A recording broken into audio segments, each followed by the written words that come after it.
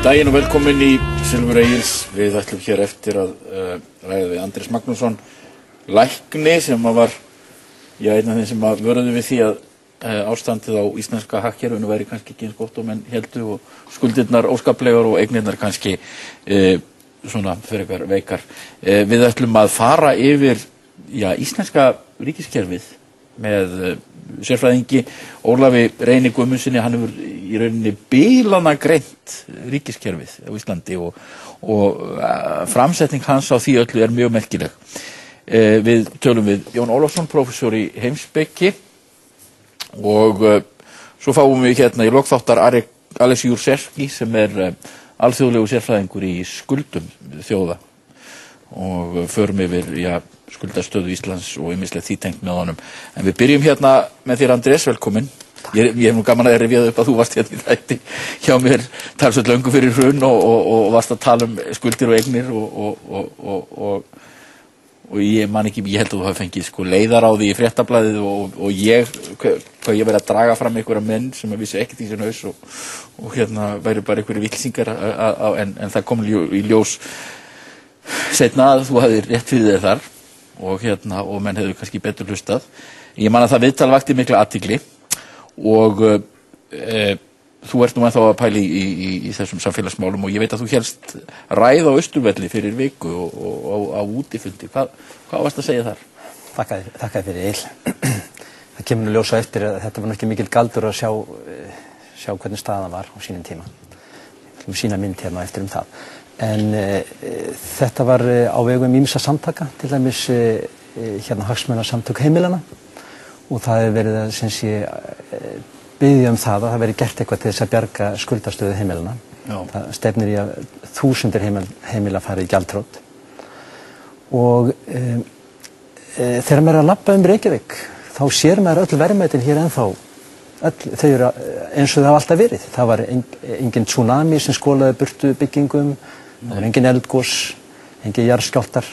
Þannig að öll verðmætin eru hérna ennþá, sem búið að byggja upp kynslóð eftir kynslóð. Og það hlýtur einhver að eiga þetta. Og þetta hinn raunverulegu verðmæti.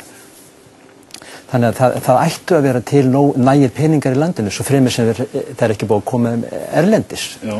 Það verður þá landráð eða það verður búið að koma öllum eignum Íslendinga fyrir erlendis. En þannig að það er ýmislegt gert til þess að fá pening í kassan. Það er erfitt fyrir ríkisstjórnina að bjarga heimilinu vegna þess að það er svo lítið til að peningum. Það er allt í bullandi mínus. Og hvað er búið að gera? Jú, það er búið að ganga launafólki, venjulegum Jóni Jónssyni, ýmsar aðgerðir í gangi. Til dæmis laun hafa verið lækkuð, skattar hækkaðir. Á mínu vinnustæði er búið að taka yfir yfirvinnu, bílastyrki og samningar smátt að gangi gildi hafa verið látið ganga tilbaka. Það er búið að gera sértækar aðgerðir gagnvart almenningi. Og hjóli í almenningi. Og hjóli í almenningi.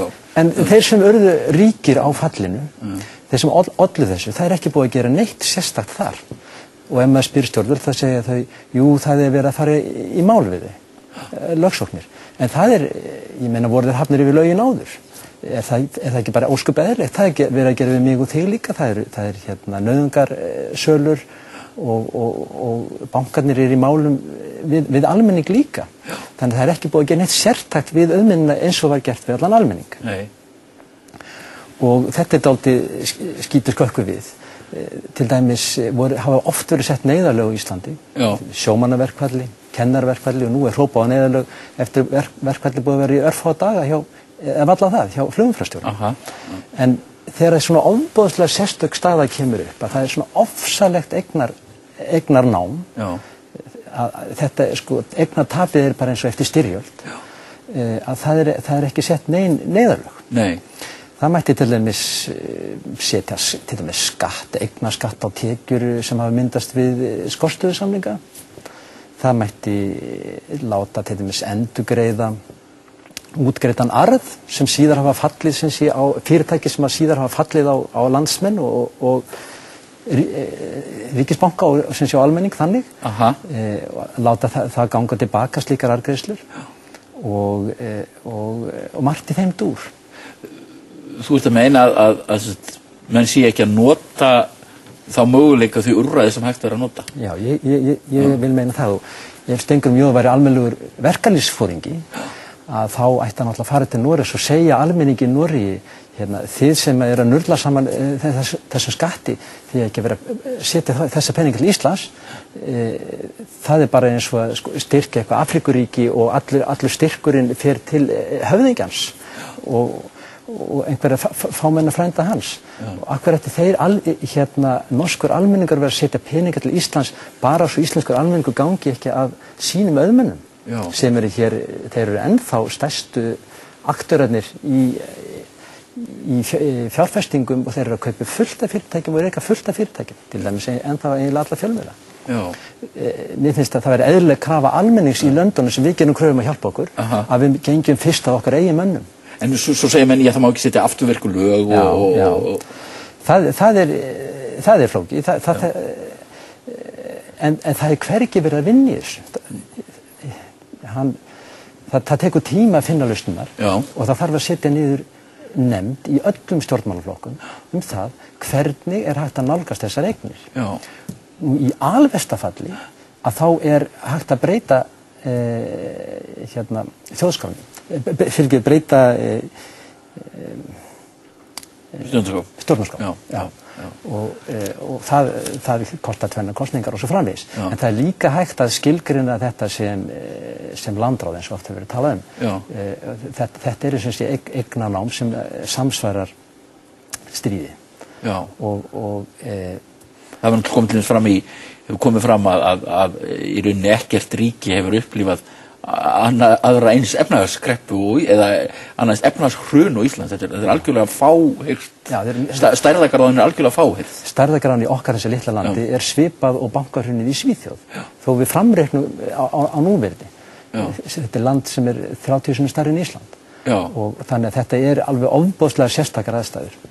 Og menn hafa breytt landslögum hér til þess að vera hægt að selja sparisjóði og bank og allt mögulegt og fólki finnst allt til að breyta lögunum þegar það hentar henni sterku en þegar fólk, það virðist vera miklu erfiðara hinleiðin að almenningur setji þau lög til þess að ná til sín eignum sínum aftur. Það var hægt að breyta lögunum til að sparisjóðinni kemist til að féð án hirðis rataði þá til hirðanna. En langar nefnir þessu sambandi að þessar hagfræðikenningar sem að menn hafa notað, það miðast við það að við fátæklönd sem eru að byggja upp auðsinn. Það er alveg hárrétt. Í gamla daga þá var ekki hægt að vera ríkur í Íslandi nema að skapa raunveruleg verðmæti. En í dag þegar eru til verðmæti þá er miklu arðvænlegra og miklu fljótlegra að ná til sín þeim verðmætum sem fyrir eru. Og þessi menn sem eru ríkastur í Íslandi í dag, þeir hafa ekki verið að skapa verðmæti. Marel og Össur og þessi fyrirtæki sem eru að skapa verðmæti, þetta eru smákóngar í dag.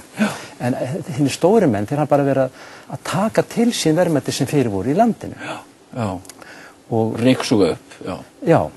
Og við verðum sem sé að endurnýja þennan samning að sem sé þú getur orðið ríkur við það að skapa verðmæti og líka það er ákveðin áhætti í því.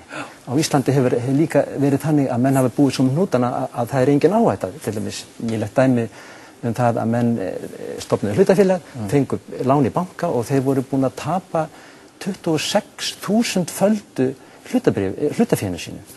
Og síðan stofnaði menn bara nógu mörg hlutafélög og svo hyrði það gróðanum þeim sem gengur vel og lætur þeir sem illa gengur fellur á bankan og ríkið og þig og mig. Þannig það er engin áhætta. En þá verðum við að segja að áhættan er einmitt svo að fólk samþykki ekki. Og þannig að við þurfum að ná þessu fé tilbaka.